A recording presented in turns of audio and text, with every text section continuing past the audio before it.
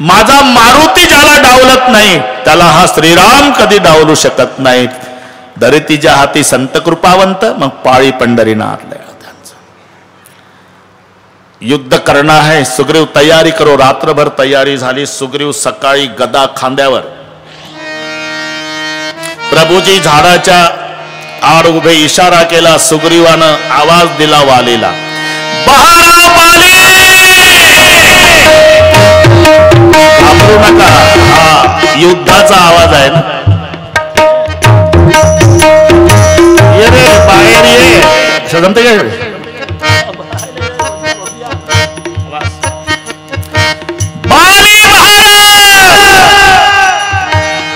बाली ने सुना सुग्रीव की आवाज. बाली खड़ा हो गया गदा लेकर.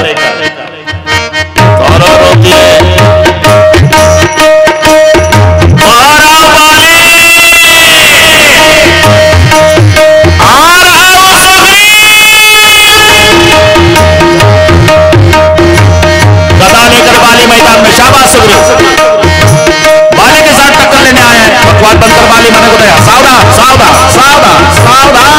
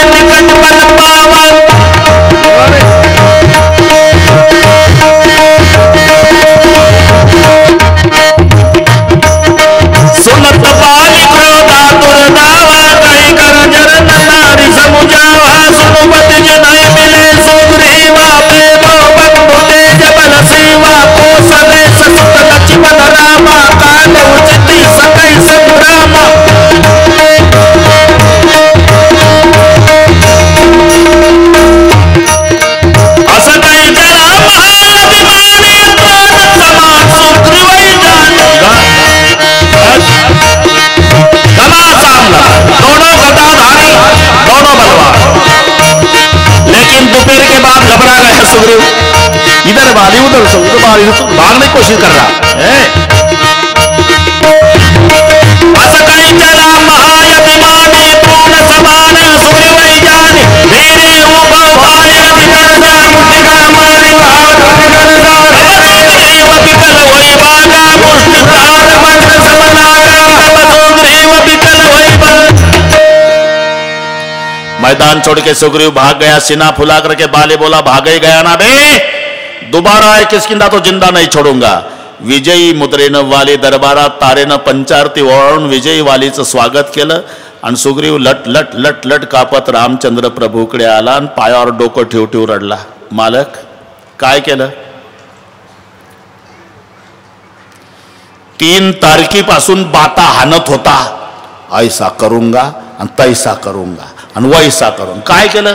पळण्यात वसतात म्हणून वाचलो, दुसऱ्या ठोक्यात मेलो असतो. तसं नाही लेका सुग्रीवा, तुम्ही दोघही भाऊ एकाच चेहऱ्याचे. मला ओळखता येणारे ओळखीचं याच्यातलं वाली कोण सुग्रीव कोण? अरे मग मी जर वाली समजून सुग्रीव मारला असता तर मित्रद्रोही ठरलं असतं ना. उद्या लढाई, उद्या मौजपुरी भिलपुरी इथं मधुकरी मागील, पण ते लाता खाणं नको, ते बायकोही नको, ते इस्टेटही नको.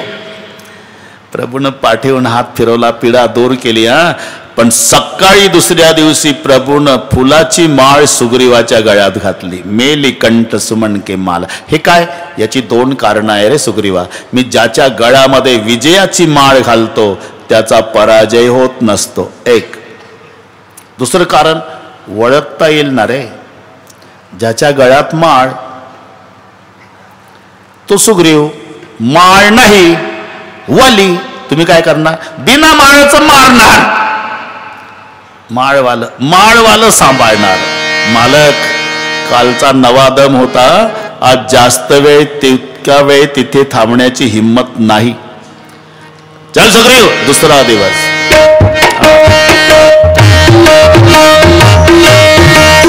किष्किंधा के मैदान में सुग्रीव गदा लेकर खड़ा, भगवान वृक्ष के पास इशारा किया, सुग्रीव ललकार उठा।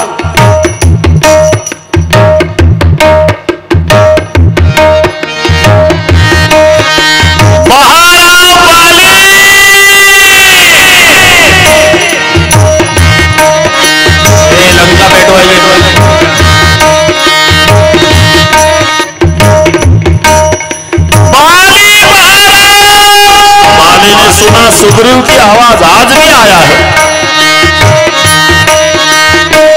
गदा लेकर बाली खड़ा हो गया तो तारा रोते, मत जाओ पतिदेव, बहुत बुरे सपने देखे रात को। हट जा तारा। अरे 33 करोड़ देवताओं को बंदीवास में डालने वाले रावण को बगल में दबाने वाले बाली को ललकार रहा सुग्रीव, में छुप के बैठो।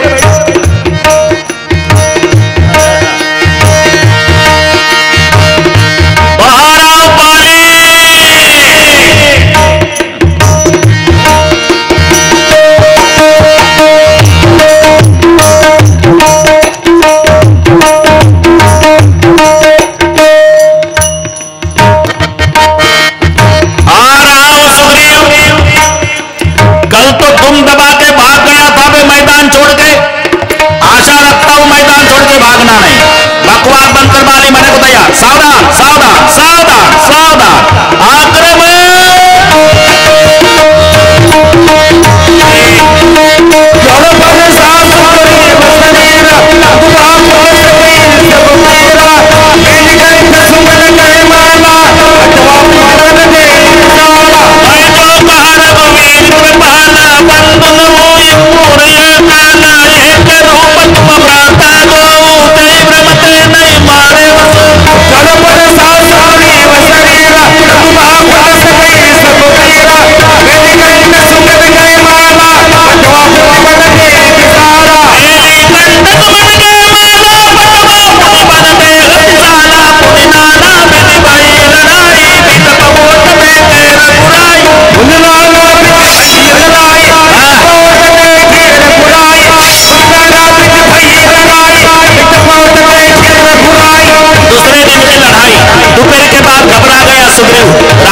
सोचा आज मेरा सुग्रीव भाग के चला गया तो कल मैं दुनिया का मालिक पैर पड़ूंगा, सुग्रीव तो में आने वाला नहीं।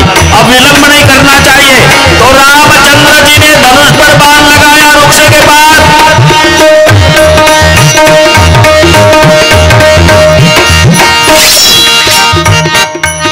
बहुत ज्यादा वाला सुग्रीव कर, बहुत ज्यादा वाला सुग्रीव कर, ये हारा भय मानी, बहुत ज्यादा वाला सुग्रीव कर।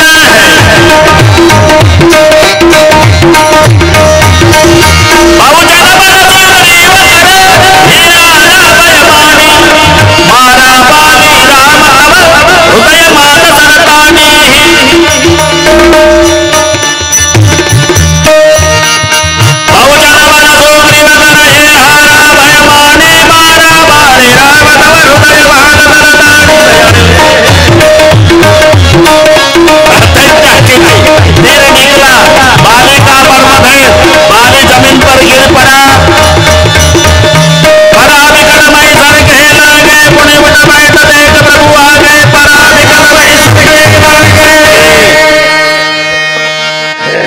गिर पड़ा बाली जमीन पर।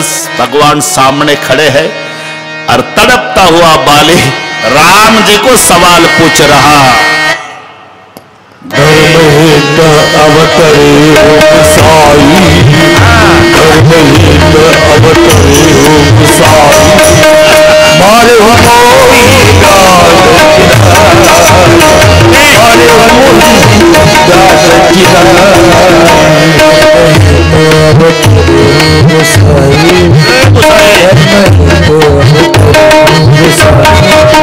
मारे हो मोही गाल मारे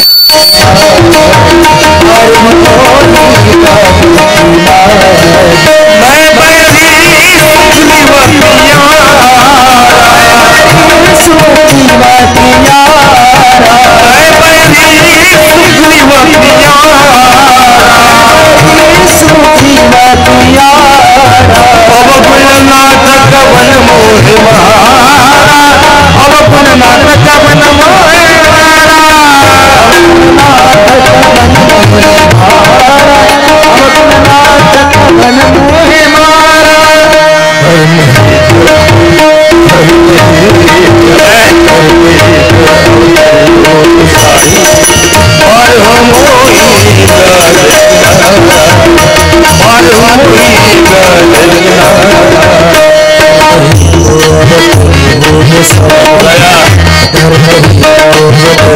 माझे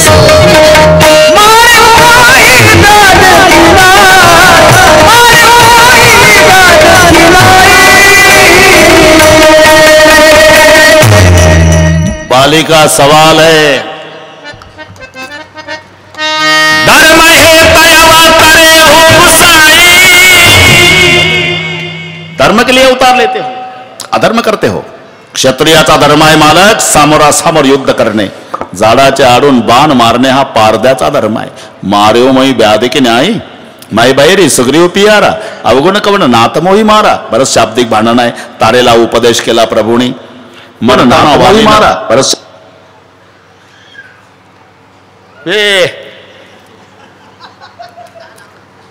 मध्येच कसं लागलं रे इंदोरीकर बाबाचं. माझं होऊ देन मग त्याला उपदेश. सोम्या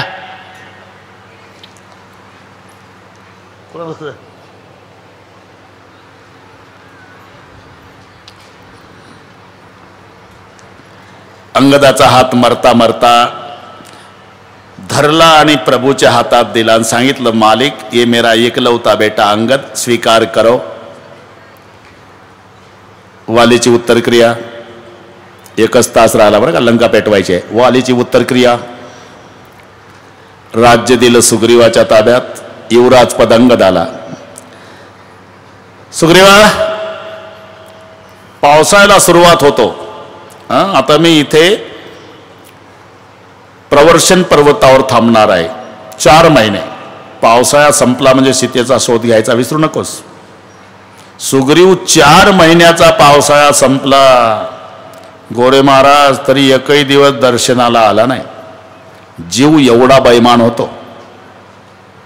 ज्यानं राज्य मिळवून दिलं, प्रतिष्ठा मिळवून दिली, बायको मिळवून दिली, त्याच्या दर्शनाला हे चातुर्मासात आलं नाही एकही दिवस.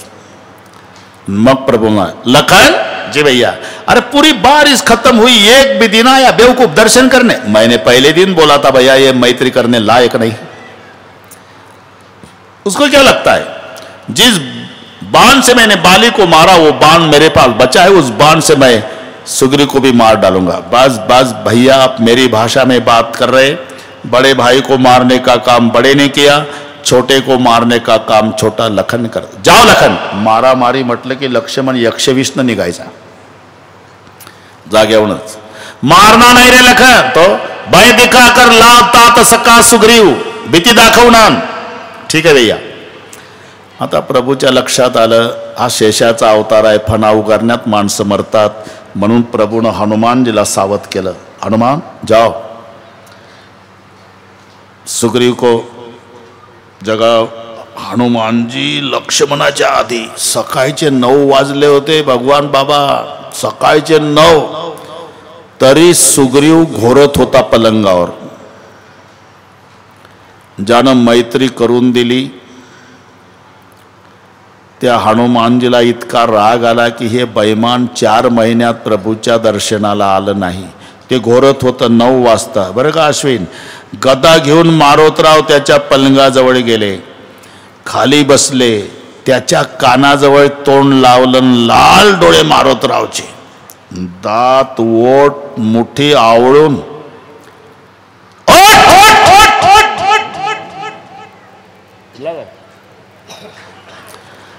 तिथलं सांगतो रे उठला न सुग्रीव.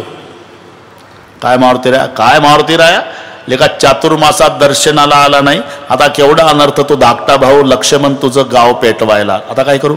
जेवढे वानर आहे त्यांना सांग चला प्रभूकडे. म्हणा 18 पद्म वानर प्रभूकडे निघाले उड्या मारतच. लक्ष्मणानं दोरी ओढली तर कडकडा झाला. हे काय, अरे जे तुझं गाव पेटवायला दोरी ओढली. बापरे, दोरी ओढण्यात हात राहता मग बाण लागणार का. तूच विचार कर कसं होईल. लक्ष्मणाचा आवाज आला, 12 सुग्रीव. हे प्रकरण तुम्हीच मिटवा मारुती राया. हो तू प्रकरण वाढू ठेव.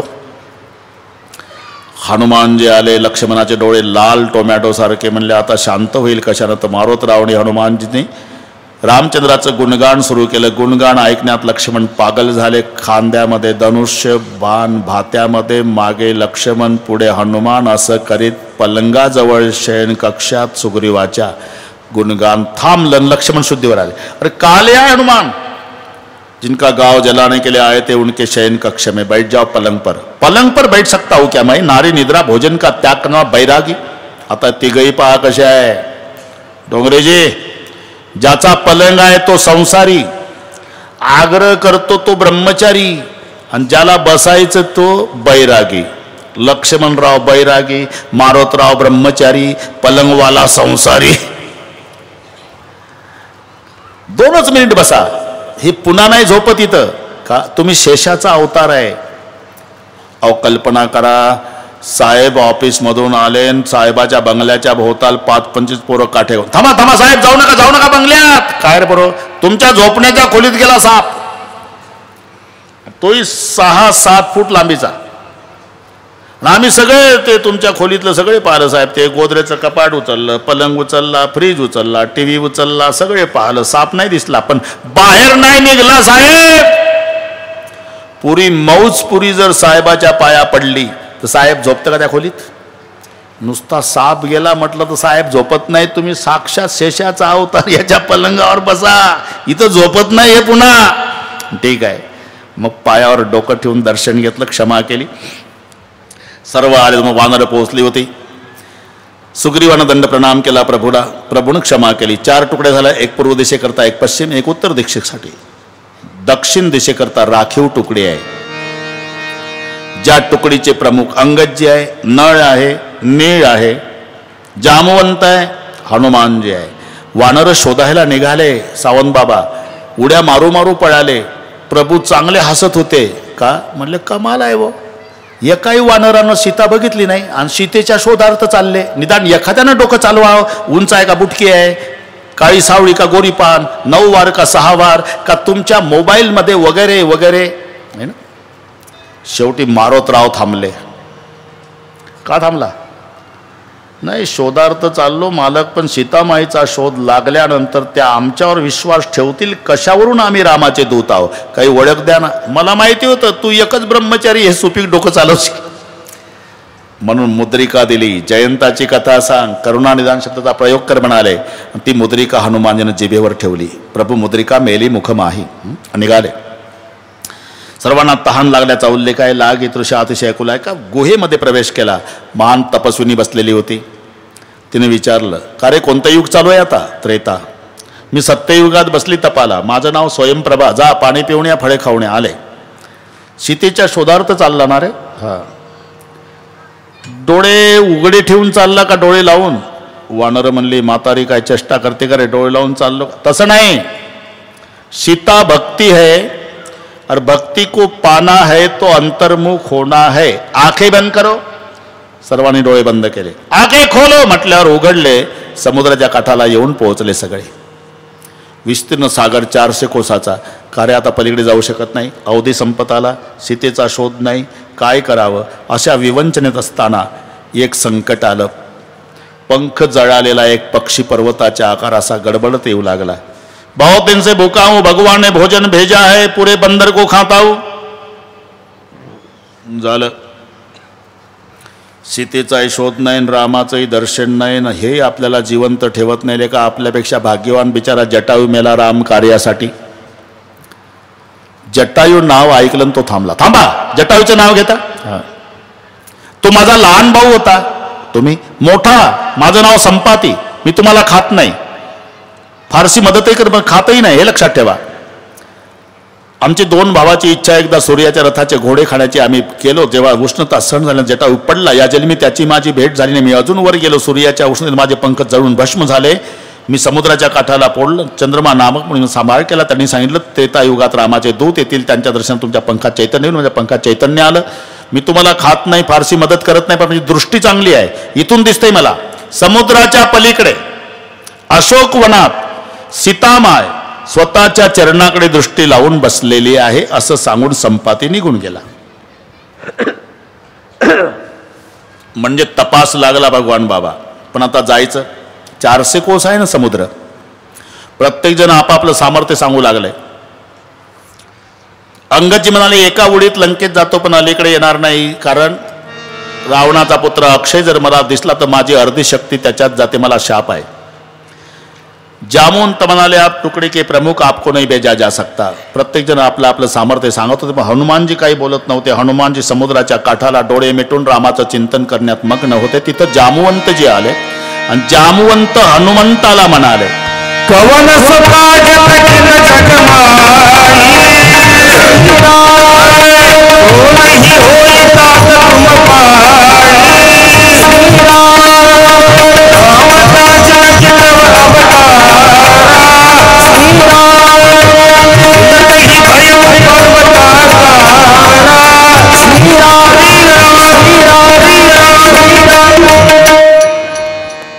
राम काज लगी तव अवतारा, सुनतै भयऊ पर्वताकारा.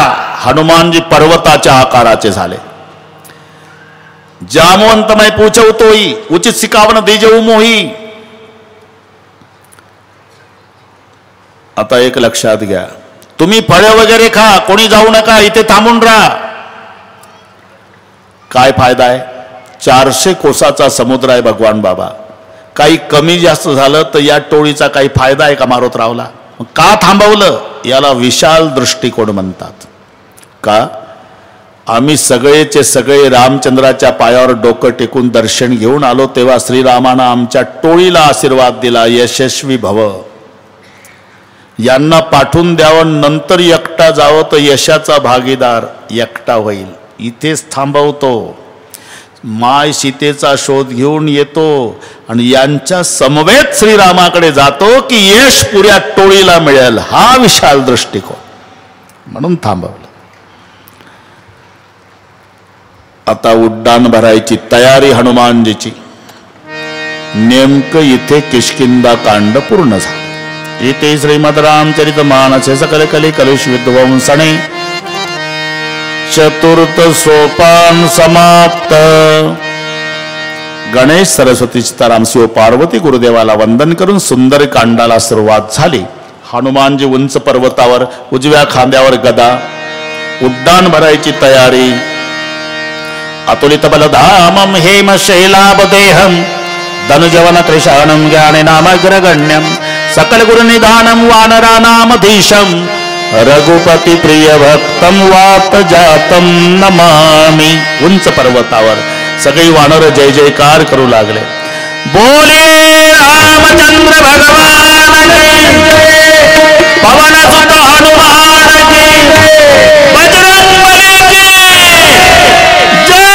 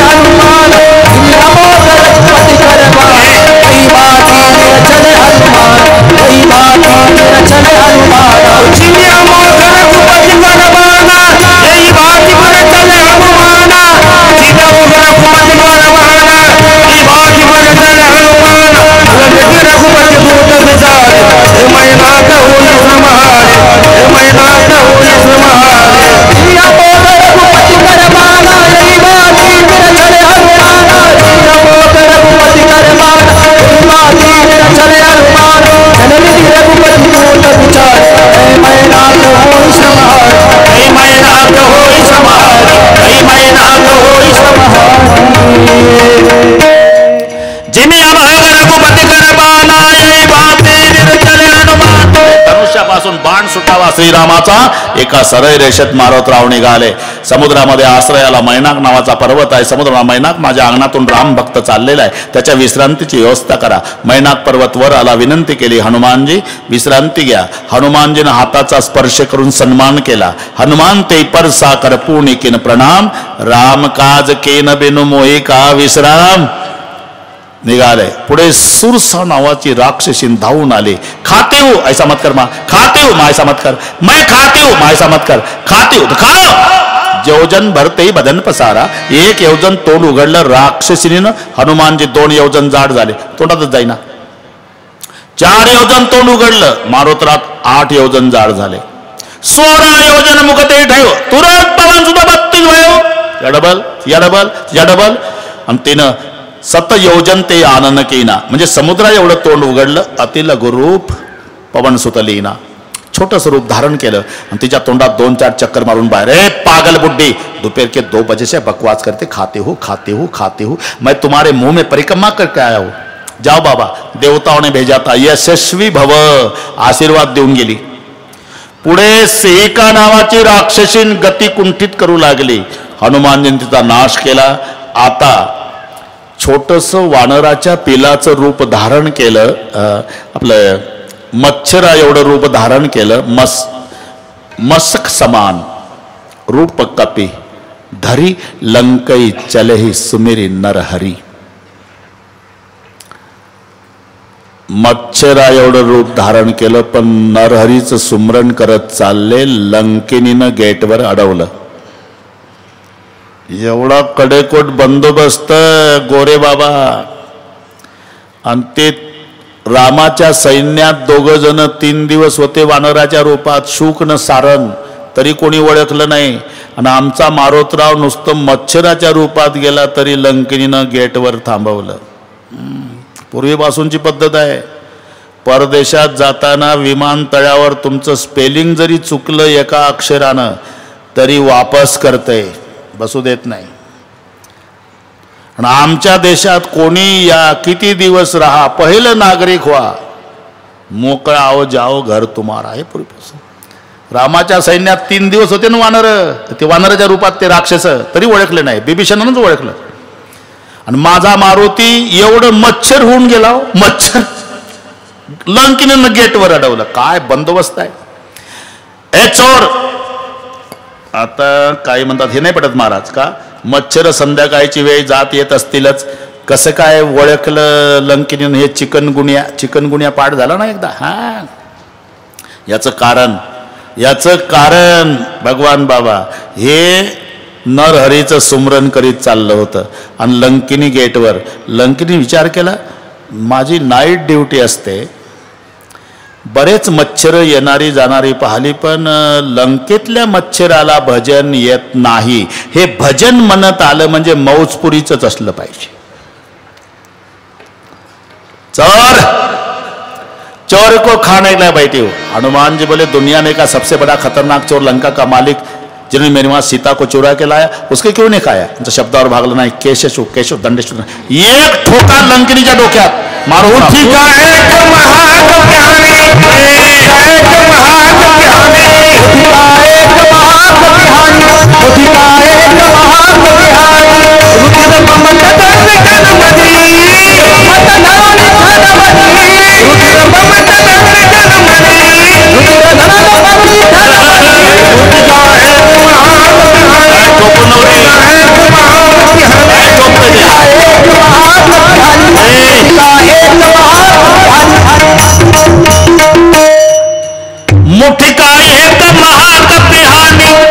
एक ठोका टाकला लंकिनीच्या डोक्यात, एका ठोक्यात रक्त आलं तोंडात.